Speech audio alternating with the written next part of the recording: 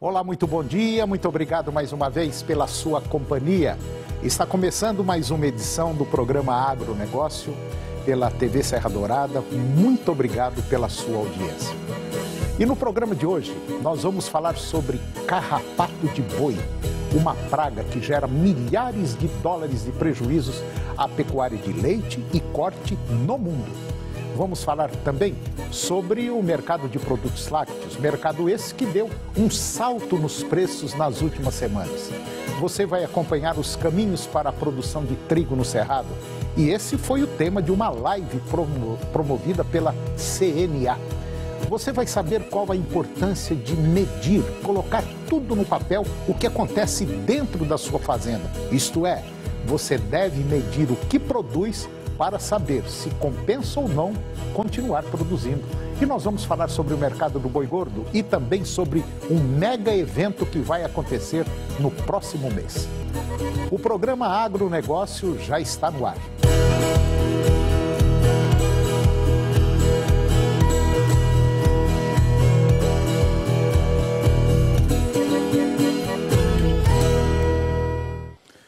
Eu começo o programa de hoje falando sobre carrapato de boi, uma praga que gera alguns milhares de dólares de prejuízos aos rebanhos de leite e corte no Brasil e no mundo.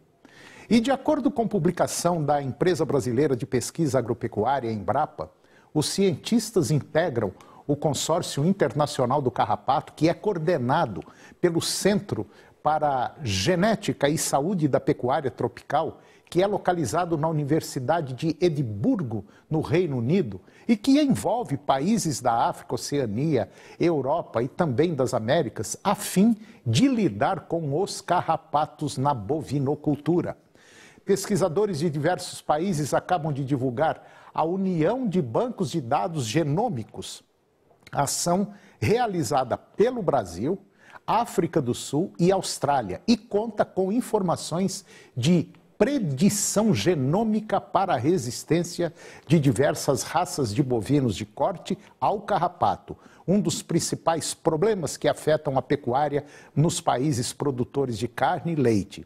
Os resultados desse trabalho inédito integram o artigo Predição Genômica de vários países e, como nós dissemos, de raças de resistência a carrapatos em bovinos de corte, que foi lançado em junho desse ano na revista científica internacional Frontiers. Para o pesquisador Fernando Flores Cardoso, que é o chefe-geral da Embrapa Pecuária Sul e primeiro autor do artigo, o grau de infestação por carrapatos é um fenótipo muito difícil de coletar nos rebanhos para avaliação da resistência dos animais. E dessa forma, unir dados de diferentes países e raças bovinas representa um avanço importante para a seleção genômica voltada à resistência ao carrapato. E eu vou comentar agora sobre o mercado de produtos lácteos. Mercado esse que deu um salto nos preços nas últimas semanas e o movimento de valorização dos lácteos, que foi iniciado lá em maio, se manteve o mês de junho todinho, segundo o Centro de Inteligência do Leite da Embrapa Gado de Leite. No mês, as maiores valorizações ocorreram no queijo mussarela e no leite spot. Leite spot é aquele comercializado entre laticínios, com alta de 17% sobre o mês anterior. O mercado spot registrou alta importante devido ao período de entre-safra e à própria valorização do queijo mussarela.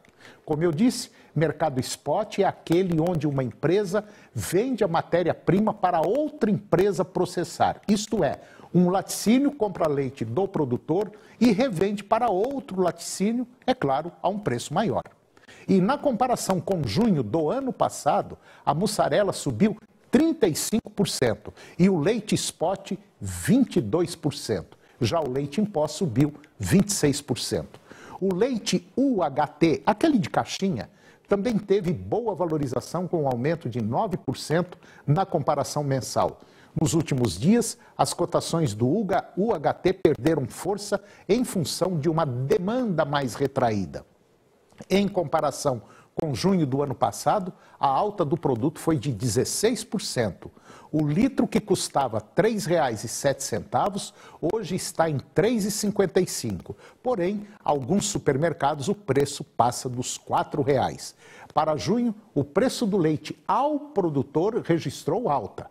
Para o pagamento de julho, os Conceleites projetam manutenção desta trajetória de valorização ao leite ao produtor. A maior alta foi projetada no Paraná, 11,4%, Minas Gerais 8%, Santa Catarina 7%, enquanto no Rio Grande do Sul a estimativa de aumento é de 5,3%. Os caminhos para a produção de trigo aqui no Cerrado, esse foi o tema de uma live que foi promovida pela Confederação da Agricultura e Pecuária do Brasil, a CNA, agora no último dia 30.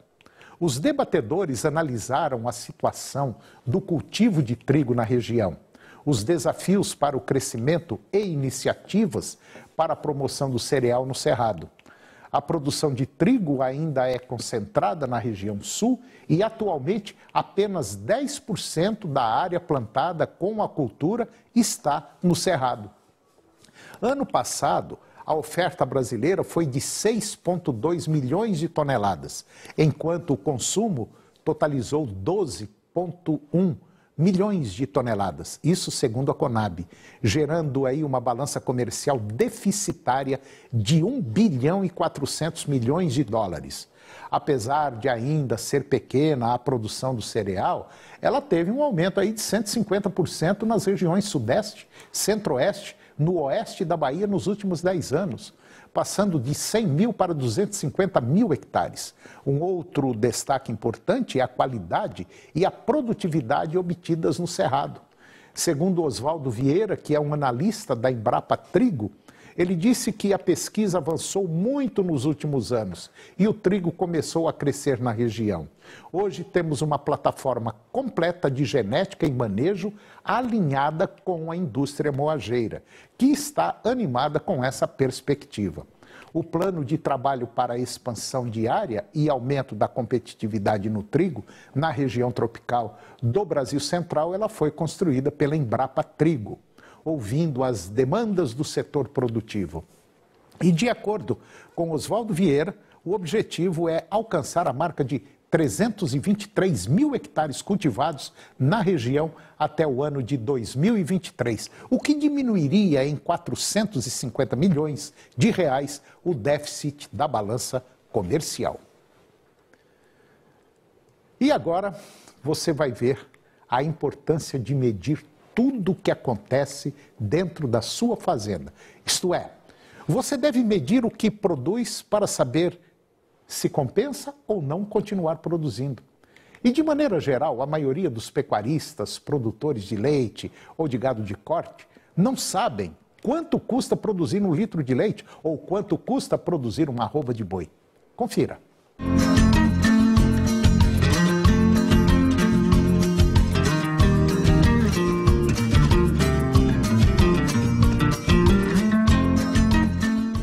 Eu vou conversar agora com a Cíntia Tongo Andreoli. A Cíntia, ela é zootecnista e é de uma empresa, ela trabalha numa empresa que faz gestão, que faz planejamento. É uma empresa que ensina você a fazer conta e não ter prejuízo. É mais ou menos isso? Exatamente, seu Antônio. O nosso foco da empresa Otimiza, ele é transformar a fazenda em números, né? Então, a nossa meta é pegar a fazenda e transformar em uma empresa lucrativa. Mas como assim uma empresa lucrativa? Quais são os caminhos que eu tenho que caminhar? Primeiro, conhecer os indicadores, né? Quais são os indicadores que mais impactam na sua lucratividade, na sua rentabilidade no final da safra, que é o que mais importa. E fazer um acompanhamento mensal, porque pior que saber a notícia ruim é saber só no final da safra. Então, a gente faz esse acompanhamento mensal e trimestral. Depois roda a reportagem anual, né? E para dar um geral assim das fazendas que foram avaliadas pelo Integra, que são 420 fazendas, um rebanho de mais de 1.600.000 animais, onde a média dessas fazendas fazendas, em lucro por hectare, ficou em R$ 28, né? Se você for analisar um cenário desse, pô, ninguém vai querer investir em pecuária. Só que quando você começa a analisar que dessas 420 fazendas, tiveram fazendas que ganharam dinheiro e a distância entre a média para os rentáveis está 16 vezes maior, né? Tem fazenda ganhando R$ 448, fazendas ganhando 719 de lucro por hectare e tem fazendas ganhando R$ 1.200 de lucro por hectare, né? Bom, resumindo tudo isso que você falou, nós temos, assim, de maneira geral, propriedades rurais que a maioria está trabalhando no vermelho, já entrou no cheque especial, já foi a um banco pegar dinheiro para pagar aquele cheque especial. Essa é a situação real da maioria das propriedades. Infelizmente, o pecuarista que não medir, pode ter certeza absoluta, você vai ficar fora do mercado. E o trabalho que a Cíntia faz na Otimiza é um trabalho que, queira ou não, você precisa dele. Porque, de maneira geral, o pecuarista não sabe medir. Tem medo de medir, quando mede, na sua maioria, mede errado. Exatamente. Existem diversas variáveis, né, para a pecuária, diversos indicadores, mas existem 4 que mais impactam no resultado, que é o valor de arroba de compra, a taxa de lotação, o GMD e o desembolso cabeça mês. Esses são os 4 indicadores que mais impactam. Avaliando um cenário atual que o pessoal sempre fala, mas se a arroba subir, se a arroba baixar, eu vou ter prejuízo.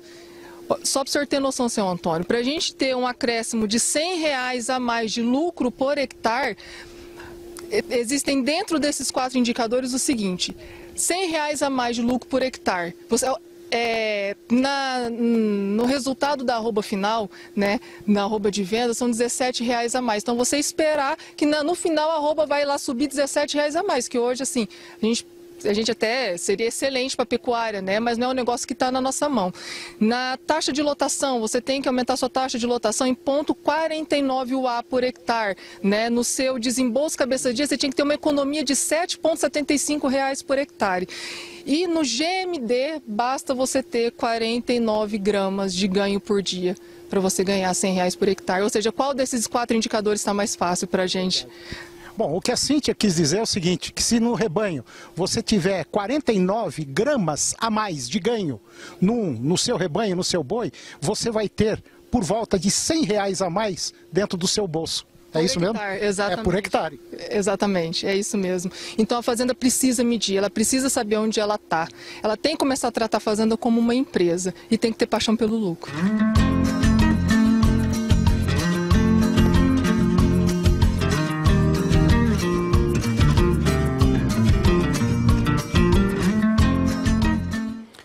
E depois do intervalo, nós vamos falar sobre o mercado do boi gordo e também sobre um mega evento que vai acontecer agora no próximo mês. Nós voltamos já, é um minutinho só.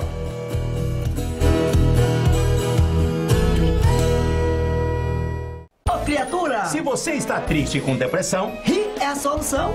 todos os dias estamos aqui, Newton Pinto Carvalho, contando a piada para te alegrar, criatura, na 99,5 FM. A gente ouve porque gosta. Oferecimento Bom Preço Autopeças. A peça que você precisa tem.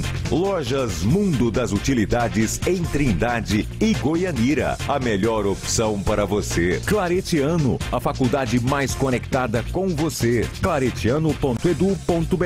Aniversário Solar. A cada R$ 100 em compras, você concorre a um caminhão de prêmios. Uma música, para ser perfeita, precisa de compasso. Está no tempo certo. Ou seja, precisa da matemática. E esse é o tema da 16ª OBMEP, Olimpíada Brasileira de Matemática das Escolas Públicas e Privadas. Música e Matemática. As provas da primeira fase serão de 28 de junho a 3 de agosto. Saiba mais em obmep.org.br. E se a matemática é música para os seus ouvidos, participe! Loja Xerife Oficial apresenta kit promoção, 4 polos R$ 99. Eu falei 4 polos só R$ 99. 2 calças R$ 99. Eu disse 2 calças R$ 99. É só nas lojas Xerife Oficial. Carta aberta de mãe para mãe. Ser mãe de um bebê é também conhecer um amor incondicional. É ter sono leve, pálpebras pesadas. É descobrir um novo nível de cansaço, mas também de afeto. É sorrir junto, chorar junto e tirar soneca junto. É amamentar, cuidar, preocupar, suspirar e suspirar de novo, só que de outro jeito. E depois de tudo isso, mesmo durante a pandemia, ainda ajudar outras mães com bebês prematuros em UTIs neonatais e que precisam de leite materno para se recuperar. Esse agradecimento em forma de carta é para você, que doa esperança. Um grande gesto que pode salvar a vida de quem mais precisa. Se você pode, doe leite materno. Qualquer quantidade doada faz toda a diferença. Ministério da Saúde, Governo Federal.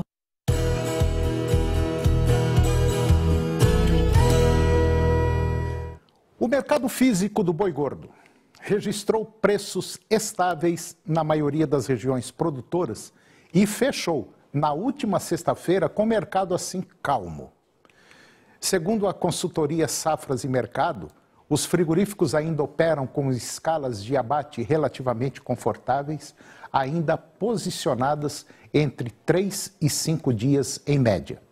E foram relatadas agora algumas tentativas de compra abaixo da referência média, mas elas foram rechaçadas pelo pecuarista.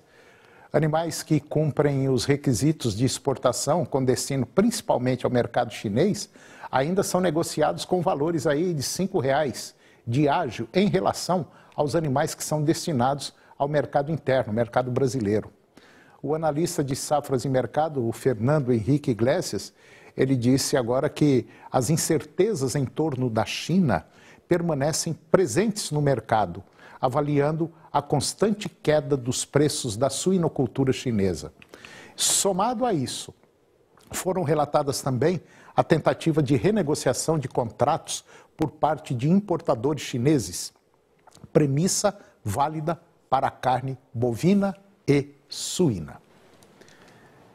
E agora eu vou conversar com Marcelo Brito. Marcelo Brito, ele é presidente do Conselho Diretor da ABAG.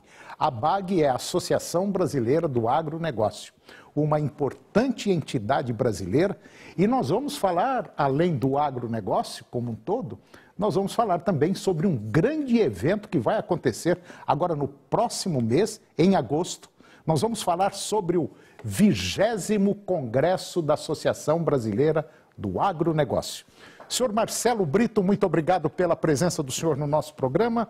Um bom dia para o senhor e é uma honra tê-lo aqui para falar de um evento importante para o cenário nacional. Tudo bem com o senhor? Tudo ótimo, eu que agradeço o convite, um prazer imenso estar aqui com vocês. Bom, senhor Marcelo Brito, o senhor é presidente de uma entidade importante em nível nacional, uma entidade aí que congrega as grandes empresas do agro.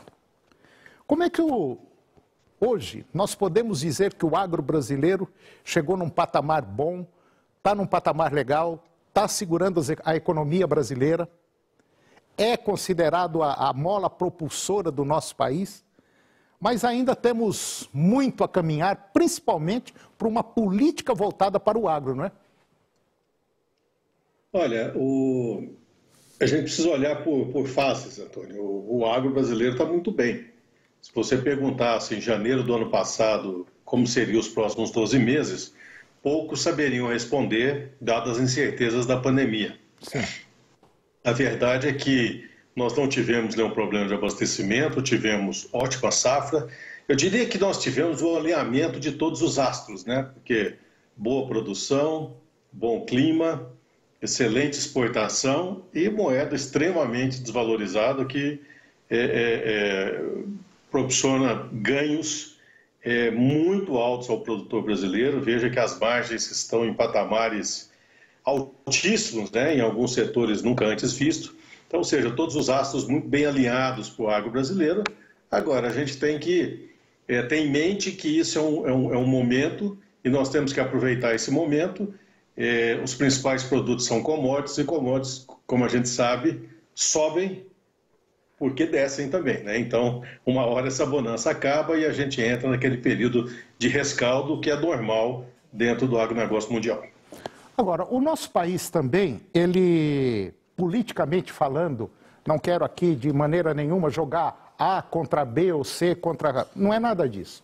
Mas eu acho que o setor político brasileiro deveria olhar, sim, com uma forma mais cuidadosa ao setor agropecuário brasileiro, ao setor produtivo agropecuário brasileiro, porque é um setor que vem segurando, continua segurando e vai segurar por muito tempo a economia brasileira, dando sustentabilidade ao nosso país. E parece, assim, de maneira geral, nós não temos essa força política que deveríamos ter. Tem alguns pontos que precisam ser levados em consideração. Tá? É muito salutar a posição do agronegócio hoje dentro da economia brasileira, mas não deixa de acender um sinal muito vermelho e muito piscante, porque o fato do agro representar um percentual tão alto dentro do PIB significa que a nossa indústria não vai bem, significa que o nosso serviço não vai bem. E para que um país cresça como um todo, todos esses setores precisam caminhar muito bem. Tá? E quando a gente fala da questão da indústria, a gente tem que lembrar que, infelizmente, ainda vivemos num país extremamente fechado. Extremamente fechado. Quando você olha a balança comercial do agro brasileiro, que é extremamente favorável, e a gente saúda todos os anos, né, o saldo positivo da balança comercial brasileira, se você pegar os outros 9 exportadores, você pegar os 10 maiores exportadores do mundo, tá? O Brasil é o quarto. Entre o terceiro e o quarto, briga ali com a China. E se você olhar os outros 9, todos eles têm uma balança comercial quase que equitativa entre exportação e importação. Sim. Porque essa é a regra do jogo. O Brasil não, exporta muito e importa muito pouco. Então, dessa forma, nós temos um país ainda muito fechado à industrialização, e isso preocupa muito, porque hoje a gente representa um percentual do PIB muito alto. Agora eu te pergunto, e se esse câmbio voltar às condições normais históricas das últimas 2 décadas, por exemplo, se os preços voltarem a uma questão histórica também, como é que fica a economia? Então a gente tem que saudar esse momento, mas tem que lembrar também que a preocupação em cima da estruturação da indústria brasileira e do serviço precisa ser feita, e o estado atual, caótico que esses setores se encontram, advém da péssima estrutura tributária brasileira, que passa governo, entra governo, passa governo, nada é feito em cima desse setor, e com essa estrutura tributária o Brasil não tem condição de competir de igual para igual dentro do comércio mundial. Bom, então, mais ou menos baseado nisso que o senhor acabou de falar, eu posso dizer o seguinte, que nós, então, vivemos assim, com uma incerteza meio grande aqui no nosso país, principalmente dentro do setor agropecuário e dentro também, é claro, do setor industrial. Olha, não tem a menor dúvida. Eu estava assistindo seu programa aqui antes de entrar, você deu uma notícia aí sobre a carne, né? Sim. E citou sobre preços na China. Não tem a menor dúvida que à medida que eles forem recompondo o rebanho suíno deles, isso provocará impactos não só em volumes, mas como no preço das proteínas. Tá? E as cadeias são todas integradas. Veja, qual que é a margem que suínos e aves e bovinos têm hoje com o preço de soja e milho do preço que está, por exemplo? Então, nós estamos falando de setores que são completamente integrados, um fala com o outro, às vezes um mais, outro menos, às vezes é só gado de pasto, não usa ração, mas outros setores, o que é um frango, o que é um porco, do que proteína e soja transformada em proteína animal, né? Proteína vegetal sendo transformada em proteína animal. Então, todos os setores estão interligados, tá? A gente tem que, mais uma vez, saudar essa situação fantástica do agro brasileiro, mas está antenado que nós precisamos ampliar nossos mercados, nós precisamos ampliar nossos produtos de exportação, sair dessa pauta dos 10 produtos e encaixar mais produtos e mais volume em cima disso, mas para isso a gente precisa melhorar a questão das trocas internacionais, das nossas relações internacionais e, principalmente, a estruturação da imagem do país lá fora, que, infelizmente, nós estamos batendo recorde, assim, recorde negativo. É a pior época da imagem do Brasil na nossa história, e quem fala isso são embaixadores, são pessoas que analisam o mercado internacional e que estudam o mercado internacional. Situação muito difícil para o Brasil. Não tem impacto no curto prazo, mas no longo prazo essa degradação da imagem do país pode sim trazer malefício às nossas exportações. Ao mesmo tempo que nós não estamos, vamos dizer, bonito na foto lá fora, nós também, por um outro lado, nós temos aqui um país que tem todo o potencial para crescer e, vamos dizer assim, incomodar os outros países também, não tem? Olha, nós temos mais do que isso, Arthur. Assim, eu tenho 57 anos de idade e ouço desde criança, né, o Brasil, o país do futuro. É um negócio impressionante, mas está na hora da gente transformar isso aqui no presente, né? Final desse ano nós temos a Conferência de Glasgow, a COP de Glasgow, onde a gente espera muito fortemente que os principais países do mundo façam o acordo mundial do mercado de carbono.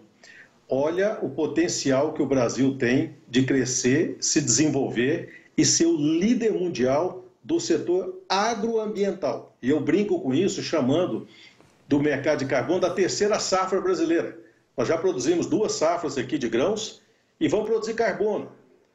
Nós já somos os sorvedores de carbono pelas nossas estruturas de reserva legal, pelas nossas estruturas de APPs.